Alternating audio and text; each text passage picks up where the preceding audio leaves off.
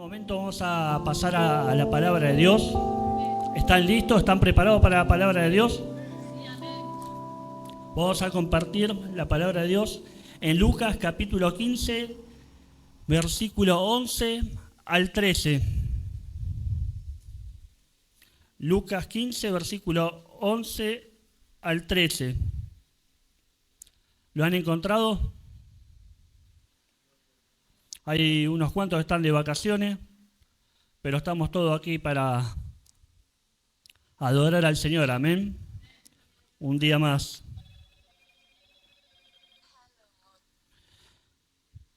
Dice así la palabra de Dios en el nombre de Jesucristo. También dijo un hombre tenía 2 hijos, y el menor de ellos dijo a su padre: Padre, dame la parte de los bienes que me corresponde, y les repartió los bienes. No muchos días después, juntándolo todo, el hijo menor se fue lejos a una provincia apartada, y allí desperdició sus bienes viviendo perdidamente. Amén y amén. En este contexto, en Lucas capítulo 15, nuestro Señor Jesucristo viene hablando de la oveja perdida, de la parábola de la oveja perdida, habla de la moneda, de la dracma perdida, pero llegando a este momento empieza a hablar sobre el hijo pródigo, ¿no? Dando importancia en el capítulo 15, lo importante es que es para Dios el alma perdida. Amén, mis hermanos, y hoy vamos a hablar de la parábola del hijo pródigo. Vamos a orar en este momento y luego toman su asiento. Padre Dios amado, en el nombre de Jesús, te pedimos, Señor, que esta palabra toque nuestro corazón, nuestra mente, nuestra vida, Señor, que podamos cada uno de nosotros, Señor, tener un encuentro contigo, Padre amado, en el nombre de Jesús. Te pido que estés tocando mi vida, Señor, la vida de cada uno de mis hermanos, que puedan, Señor, encontrar, Señor, en esta palabra lo que necesitan para su vida, Señor. Sabemos que tu palabra es viva y eficaz y más cortante que toda espada de 2 filos, Señor. Por eso te pedimos, Señor, que tu palabra llegue a nuestra vida, a nuestro corazón, que haya un mensaje claro, Señor, directo, para que podamos, Señor, entender y buscar tu rostro cada día, Señor, y poder vivir, Señor, en santidad, Señor, porque sin santidad nadie verá a Dios, Señor. Y nosotros queremos verte cada día en nuestra vida, Señor, y en la eternidad, porque te amamos y te adoramos. Amén y amén. Amén, mis hermanos, ¿pueden tomar su asiento? Hoy el título de este mensaje se llama Los 3 pródigos. Amén. Y para comenzar le voy a contar una historia. A mí me gusta contar historias. Hace unos años atrás estaba hablando con un hermano de esta congregación y me contó una historia. Más que una historia, era un testimonio de su vida, ¿no? Dice este hermano que en tiempos de vacaciones, en tiempos de verano, él con su esposa, sus hijos y otros parientes se fueron a la costa. Y cuando estaban allí en la costa, se fueron todos a la playa, y mientras estaban en la playa, las mujeres dijeron: vamos a comprar algo al centro. Y se quedaron los hombres, se quedaron cuidando a los niños en la playa, ¿no? Y este hermano me contaba y decía que mientras ellos estaban cuidando a los niños en la playa, dice que cada tanto escuchaba que batían las palmas, que aplaudían. Y cuando aplauden, ¿qué quiere decir? Que un niño se perdió. Acá en la Argentina quiere decir que un chico se perdió. Es una forma de llamar la atención para que un padre mire a ver si cuente sus polluelos, sus hijos, si están con él, ¿no? Y dice este hermano que golpeaba las manos y miraba, iba un padre allá a la multitud a buscar su hijo. Al rato estaban golpeando de vuelta las manos, ve un bañero con un niño y un padre que iba a buscar a sus hijos. Y así a cada rato. Y dice que en un momento escuchaba que golpeaban la mano una, que golpeaban la mano 2, 3 veces, y él, estando sentado en la reposera con su cuñado, dice: ¡fa, qué desastre son! ¿Cómo pierden los hijos? Y el cuñado, estando sentado al lado de él, mira y dice: pero el que llevan allá a UPA es tu hijo el perdido, ¿no? Y muchas veces pasa eso en nuestra vida, sin darnos cuenta, no nos dimos cuenta que un día nosotros éramos los perdidos, los hijos pródigos, o somos el padre del hijo pródigo, del hijo perdido, como en este caso de esta historia de este hermano que le conté, o somos el hermano mayor del hijo pródigo. Directa o indirectamente siempre o somos pródigos o tenemos un familiar que está pródigo en nuestra vida, amén. Y por eso a veces como este hermano que me decía, al final yo me reía y decía qué desastre que son, cómo pierden a los hijos, y le terminó pasando a él, y muchas veces puede pasar en nuestra vida, por eso no siempre tenemos que hacer leño del árbol caído, de los hermanos que se alejaron, que se apartaron, de que después vuelven arrepentidos. Y hoy el título de este mensaje se titula Los tres pródigos. ¿Cuántos pródigos eran, dice la palabra de Dios? Era uno, el hijo pródigo, dice la palabra de Dios, que el hijo pródigo era uno solo, ¿no? Siempre está el título. Después una vez, hace años atrás, escuché los dos pródigos y hoy yo traigo, mirando desde una perspectiva distinta, la palabra de Dios, los tres pródigos, ¿no? Y vamos a descubrir a través de esta palabra por qué los tres pródigos, ¿no? Y la definición de pródigo es que desperdicia y consume su hacienda en gastos inútiles. Desaprovecha la oportunidad. Diga, desaprovecha la oportunidad, hermano. Diga, desaprovecha la oportunidad. Y cada uno de nosotros, sin darnos cuenta, tal vez nos damos cuenta que con el tiempo que hemos desaprovechado la oportunidad de estudiar, de trabajar, de hacer tantas cosas en nuestra vida, y pasa el tiempo y nos arrepentimos y decimos, hubiera hecho esto de joven, o hubiese dicho estas cosas, y nos dimos cuenta que hemos desaprovechado algunas oportunidades de nuestra vida, de un consejo que nos dio nuestro padre, que nos dio un empleador, o lo que fuera, ¿no? Y esta palabra es para nosotros, como iglesia, para nuestra familia, amén, porque esta palabra es una palabra especial que cuando Jesucristo la relata, lo he escuchado en miles de mensajes, en miles de estudios bíblicos, y trasciende toda la cultura, toda la educación, y Jesucristo tomaba cosas de la vida cotidiana para explicarle a las personas. Y en este momento se la estaba explicando a sus discípulos, pero también se la estaba explicando a los fariseos y a los escribas del momento, que lo criticaban porque él se juntaba con publicanos y con pecadores, ¿no? Y Jesucristo le habla de una forma clara de lo que era el hijo pródigo, ¿no? Y el resumen de la historia del hijo pródigo cuenta Lucas 15 que un padre tiene dos hijos y el hijo menor pide la parte de sus bienes, ¿no? Que quería su parte de su herencia. Entonces el padre le divide los bienes, le da la parte que le corresponde, y dice que el hijo no muchos días después tomó sus cosas y se marchó, ¿no? Y dice que se fue a una provincia, no dice que se fue del país, se fue a una provincia lejana, dice, ¿no? Y una de las cosas que nos vamos dando cuenta es que nuestros hijos, o el hijo pródigo en este caso, no empieza a convertirse en pródigo cuando ya está lejos, o cuando ya está en otro país. Empieza a convertirse en pródigo estando a veces dentro de la misma iglesia, alejándose primeramente de Dios, de la consagración, de buscar a Dios. Empieza a convertirse en pródigo cuando aún está en la casa de los padres, cuando quiere su propia independencia. Amén.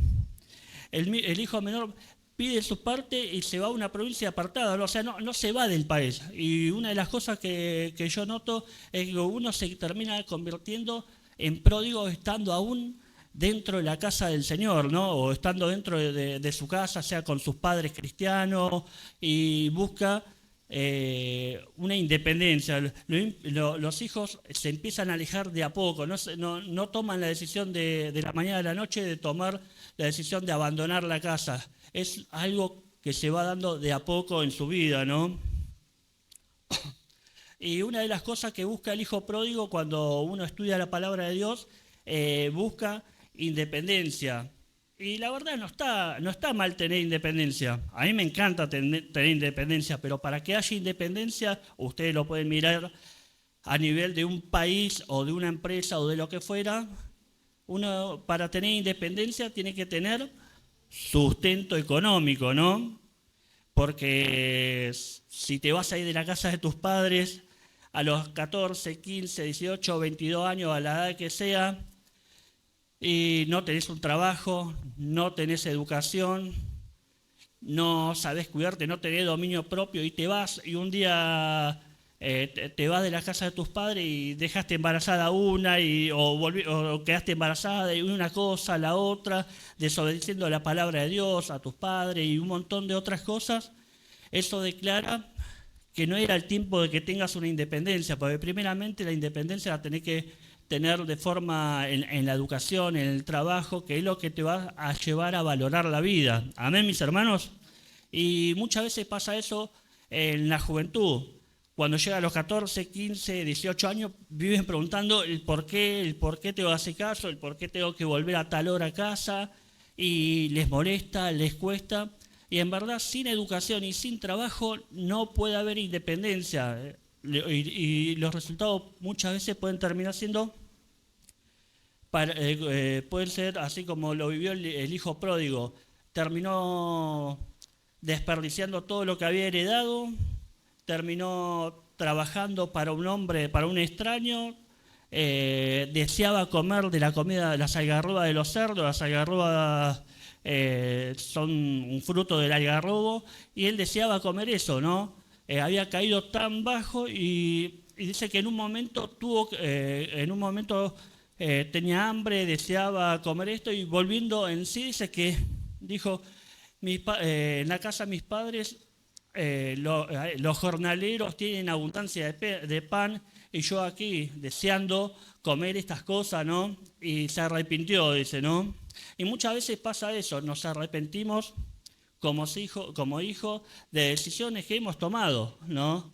Y a veces no queremos ni siquiera dar la cara, decimos, si vamos a la casa de nuestros padres, ya no voy como hijo, sino prefiero ir, no sé, como un empleado, que me trate como... ¿Por qué? Porque nos damos cuenta que hemos pecado.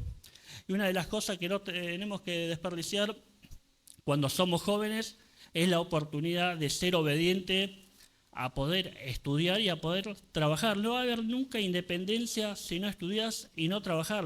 Siempre vas a terminar siendo esclavizado por alguien, ¿no? Te decís, no, yo quiero mi independencia, y después te la pasás toda la vida pagando una vida social desordenada, económica, financiera, trabajando para otras personas porque no aprovechaste el momento que estaba bajo la protección, el amparo de tus padres para poder estudiar o trabajar. Desde el versículo 14 al 20 de Lucas cuenta el hijo pródigo que todo lo gastó, trabajó apacentando cerdos, volvió en sí, se arrepintió y decidió volver a la casa de su padre. De Lucas 15 al 23, del 22 al 23, cuenta que regresó el hijo pródigo y el padre, ¿cómo lo recibió? Con alegría. Dice que viéndolo ya de lejos, el padre corrió a él, lo besó, lo abrazó y dice que mandó a uno de sus siervos, le dijo, sacá el mejor vestido y vestirle y poner un anillo en su mano y calzado en sus pies y traer el becerro gordo y matarlo y comamos y hagamos fiesta. Todo era alegría, todo era gozo, había vuelto el hijo pródigo, ¿no? Este padre simboliza el amor de Dios para cada uno de nosotros que estábamos perdidos, que teníamos una vida totalmente apartada de Dios. Y una de las cosas que nos vamos dando cuenta es que Dios tiene misericordia. Decimos, Dios renueva su misericordia para con nosotros. Y nosotros muchas veces decimos, pero ¿quién es el pródigo? ¿No? Es aquel que se aleja de Dios, de la voluntad de Dios, aquel que desobedece a los padres. Pero un día vuelve, y a veces a los hermanos se les hace difícil aceptar que vuelva uno, porque a veces dice, bueno, uno se convirtió en pródigo, se alejó de Dios, y simplemente se alejó de Dios, y a veces el que trata de volver o el que regresa, se trata de un hermano que generó división, peleas, controversia, división dentro de la iglesia, dentro de la familia, y los hermanos, ¿quién lo va a querer recibir? Cuesta, ¿no? ¿Les cuesta o no les cuesta recibir un insoportable en su vida de vuelta, decir, no, ya traté con esta persona. Y a veces nos cuesta, pero el amor de Dios siempre está abierto a poder recibir a esas personas, ¿no? En Lucas 15:24 dice, porque este mi hijo muerto era y ha revivido, se había perdido y es hallado. Y comenzaron a celebrar, comenzaron a regocijarse en la casa, ¿no? En Efesios 2:5 dice, aún nosotros estando muertos en delitos y pecados, vino Cristo y nos salvó, ¿no? Fue la cruz de Cristo la que nos sacó de esa muerte espiritual, social que que cada uno de nosotros teníamos. Estábamos muertos en pecados. Esa era la visión de Dios para cada uno de nosotros. Y para cada uno de nosotros como padre, que nuestros hijos estén perdidos en la droga, en el alcohol, es símbolo de la muerte espiritual y social que están teniendo. Yo he visto padres totalmente depresivos, desanimados, constantemente porque sus hijos estaban en la droga, ¿no? Y han luchado año tras año, para que el hijo deje la droga. Y es algo que los padres lo ven y saben saben bien que esa no es la forma de disfrutar, de vivir la vida. La vida se vive de una manera totalmente distinta.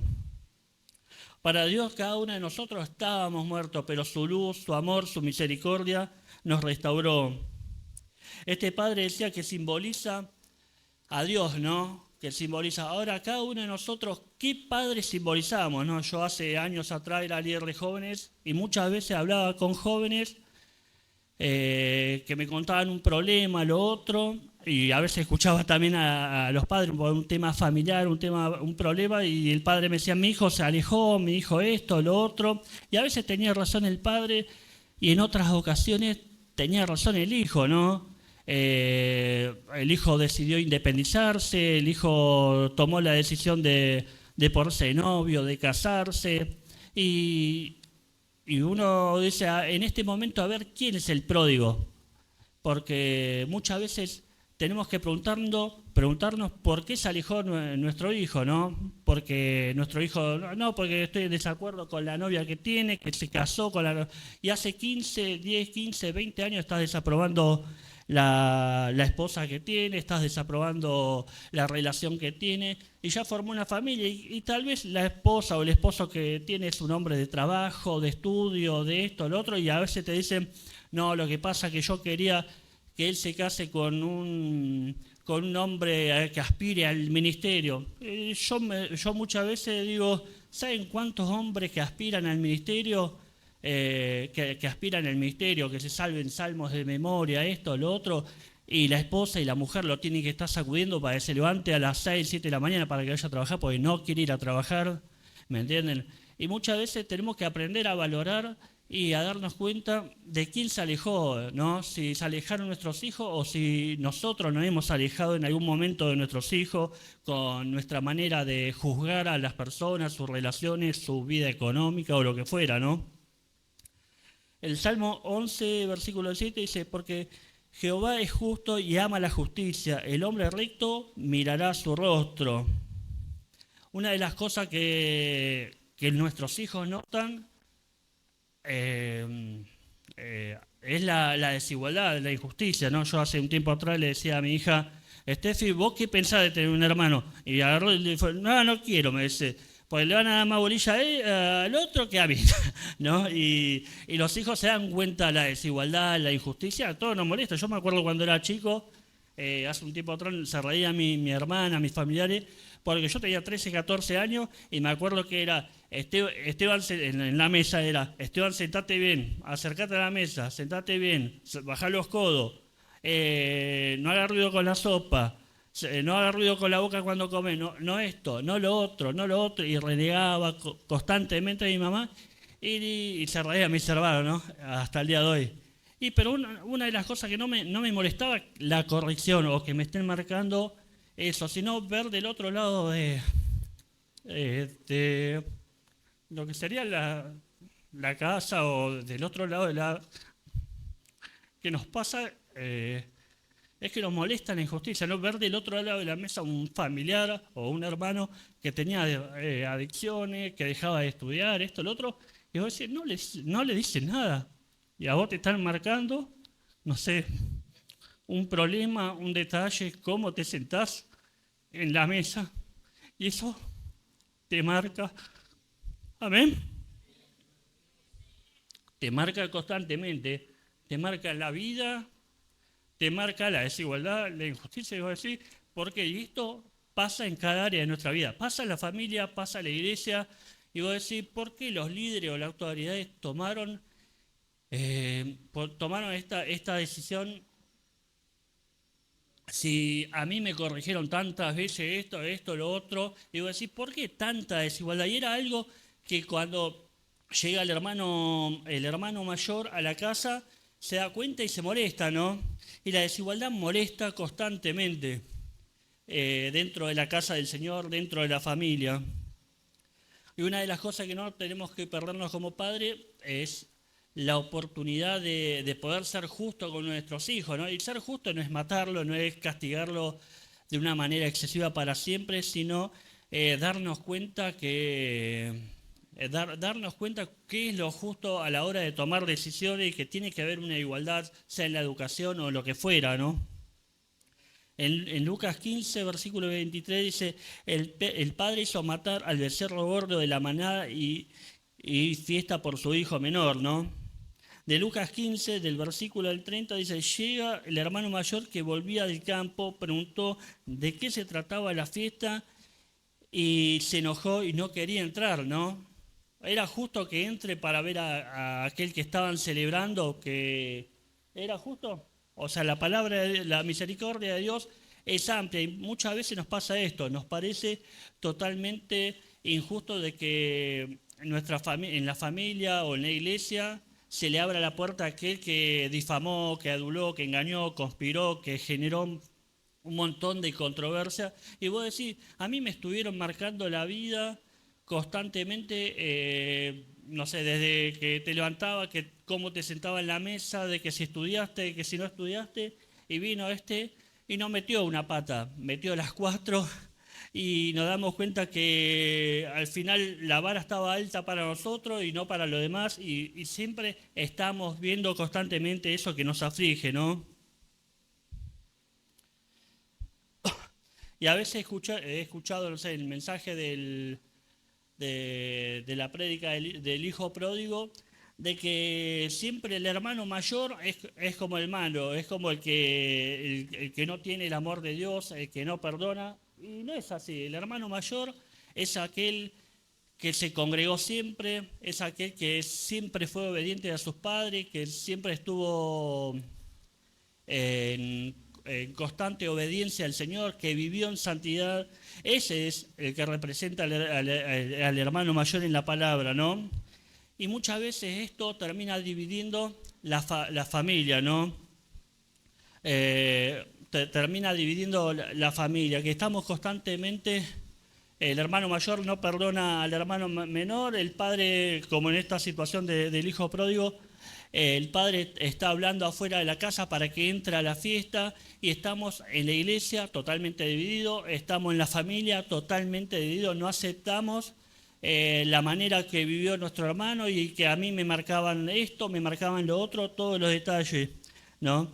Y tal vez el hermano mayor simboliza también a aquellos que vivieron con el título de ser el hijo de, ¿no? El hijo del pastor, el hijo del ministro, de que si vos sos el hijo de aquel que tiene una carrera universitaria, sea un abogado, te tenés que portar o te tenés que comportar de determinada manera, ¿no? En Mateo 13, versículo 55 dice, por el Señor, ¿no es este el hijo del carpintero? O sea, le dicen por el Señor, por nuestro Señor Jesucristo, dicen, ¿no es este el hijo del carpintero? Jesucristo podía hacer banquitos de madera, podía hacer mesitas de luz, lo que fuera, pero él no podía hacer milagros. ¿Pero por qué motivo? Porque hace 2000 años las personas quieren que nuestros hijos, los hijos, tengan el decoro del padre. ¿Qué es el decoro? El decoro es un comportamiento conforme a la categoría. Si vos sos ministro, tus hijos tienen que comportarse como el hijo del ministro. Si sos abogado, tus hijos se tienen que comportar como si fueran abogados. Y en verdad no es así, es toda una mentira eso, ¿me entienden? Los hijos tienen el poder el día de mañana de tomar decisiones totalmente diferentes a los padres. Los hijos heredan sí, el apellido, heredan un montón de cosas, pero no heredan siempre el ministerio, amén. Y una de las cosas que tenemos que aprender es a identificar esas cosas, ¿no? Si sos el hijo de te tenés que comportar. Y es mentira, yo a veces lo he notado dentro, a veces de la congregación, que los niños, no sé, una vez viene mi nena toda pintarrajeada, tenía 2 o 3 años, y una hermana me dice, ay, mirá la hija del ministro. Y eso es un pensamiento, no, más allá de que me lo dicen broma, es un pensamiento que viene ya hace 2000 años, que no cambia la mente de las personas, que estamos siempre juzgando y viendo de que queremos encuadrar de que debería comportarse de tal manera por ser el hijo. Y pasa eso, y tal vez el hijo mayor había crecido de esa manera, ¿no? Había crecido con el título de ser el hijo del padre. Él representaba al padre fuera de la casa, él iba al campo, en el trabajo, delante del otro empleado. Él había crecido con ese título también de ser el hijo de alguien, ¿no? De ser el hijo del padre, del dueño de la casa. Y en verdad es una mentira de personas legalistas. En Lucas 15:30 dice, el hermano mayor,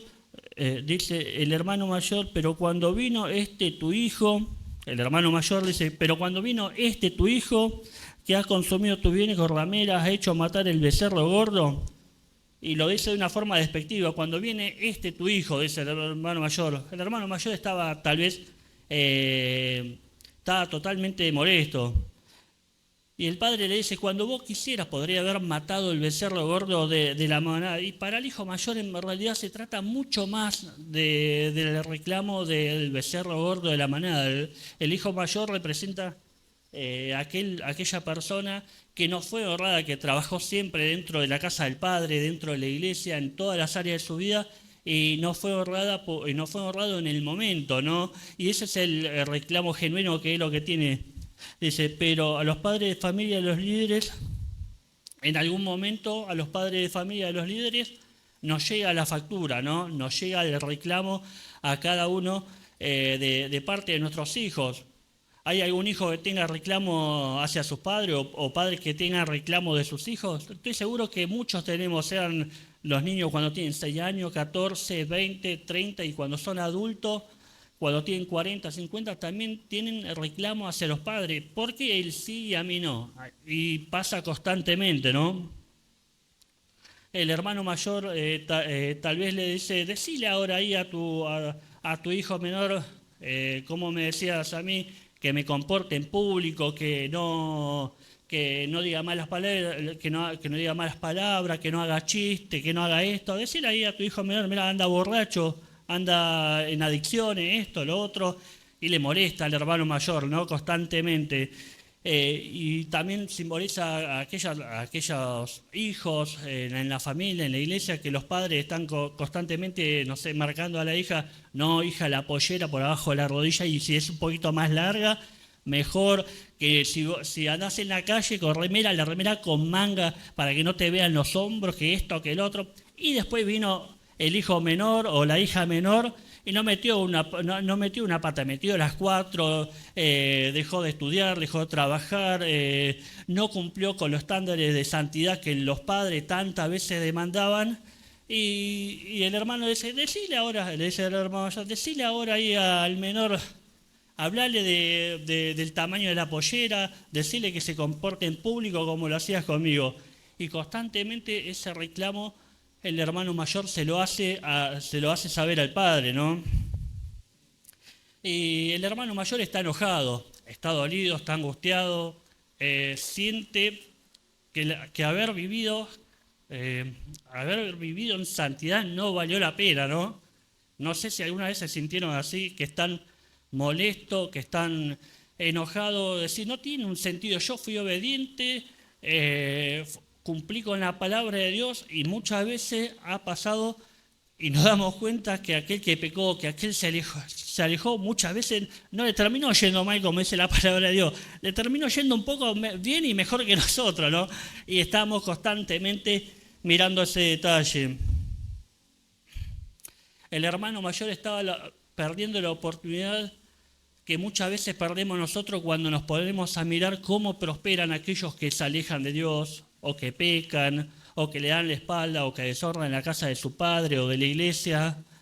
Pierde la oportunidad de darse cuenta que la santidad nos acerca cada día más y más a Dios. Amén. No es uno el pródigo, somos tres los pródigos, el padre, el hijo menor, el hijo mayor. Cada uno perdía la oportunidad.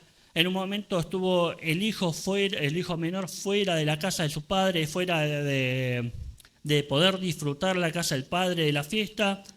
En otro momento estaba el hermano mayor afuera de la fiesta y el padre también afuera de la fiesta. Y así pasa que dentro de la casa o dentro de la casa de la familia o de la casa del Señor están divididos. No hay gozo, no hay alegría porque estamos peleados, porque estamos divididos, porque hay reclamos y los reclamos muchas veces son justos. A veces el padre se le hace difícil administrar la justicia dentro de la casa de la familia, a las autoridades dentro de la iglesia, y es difícil constantemente porque cada uno va perdiendo la oportunidad de poder, el padre ser justo, el hermano mayor darse cuenta que nosotros buscamos la santidad para acercarnos constantemente a Dios, y el hermano menor de aprovechar la oportunidad de que no podés declarar la independencia de tu vida en cualquier momento si no estás preparado, ¿no? Dice el Salmo 73, para aquellos que viven mirando la prosperidad de aquellos que se alejan de Dios, ¿no? Dice el salmista, frustrado quizás viendo cómo prosperan a veces los que se alejan de Dios, dice: verdaderamente en vano he limpiado mi corazón y lavado mis manos en inocencia, pues he sido azotado todo el día y castigado todas las mañanas. Si dijera yo, hablaré como ellos, he aquí a la generación de tus hijos engañaría. Y ahora dice: cuando pensé para saber esto, fue duro trabajo para mí. Hasta he entrado en el santuario de Dios, hasta que entré en el santuario de Dios, comprendí el fin de ellos. Los que se alejan de Dios terminan perdiendo, amén, su salvación, que es lo principal. Por intentar comprender esto, el salmista dice: se llenó de amargura mi alma y en mi corazón sentía punzadas. Tan torpe era yo que no entendía. Era como una bestia delante de ti. Con todo yo siempre estuve contigo. Me tomaste de la mano derecha. Me has guiado según tu consejo y después me recibirás en gloria. Amén y amén. Dios nos recibirá en gloria a todos aquellos que vivimos en santidad. Tenés que dejar de mirar lo que hizo tu hermano menor, tu hermano mayor, de cómo tus padres te marcaron la cancha constantemente, de que no podés hacer esto, no podés hacer lo otro, y después darte cuenta que viene el hermano menor, que viene el hijo pródigo y no mete una pata, mete las cuatro. La vara no es igual para todos, nos damos cuenta, pero la misericordia y el amor de Dios es para todo. Es para el hermano mayor, para el padre que se equivoca, que no puede administrar, para el hermano menor en todo momento de la vida. Por esto hay casas, familias, iglesias totalmente divididas. En esta parábola que le compartí, no hay un final. No hay un final, no dice, y el hermano mayor terminó entrando, o el hermano mayor dijo: no, arréglense, y se fue de vuelta para el campo. Dice que el padre se quedó rogándole a su hijo mayor que entrase, ¿no? ¿Y por qué queda inconclusa esta historia? Porque cada uno de nosotros le damos el final a esa historia con nuestra manera de actuar. Si decidimos entrar a la casa del padre, perdonar al hermano menor a veces, o valorar la vida de una forma distinta, o darnos cuenta que la santidad de Dios, que la santidad vale la pena para acercarlo constantemente a Dios. Ser obediente vale la pena, amén. Sea en la familia o sea en la iglesia, siempre va a haber algún pródigo, un hijo pródigo, un hermano pródigo, o un padre pródigo que se haya alejado de los hijos. Cada uno de nosotros tenemos hoy la oportunidad de volver a restaurar nuestra vida con Dios, ¿no? De poder, así como el hijo pródigo volvió en sí, poder volver a este altar y decirle a Dios que nos dé la oportunidad de poder volver a reunir nuestras familias. No sé qué haya pasado en la familia, cuáles son los reclamos de los hijos o de los padres o los reclamos de los hermanos hacia a las autoridades de la iglesia, pero muchas veces necesitamos dejar las cosas en las manos de Dios. Amén, mis hermanos. Dios, bienvenido a este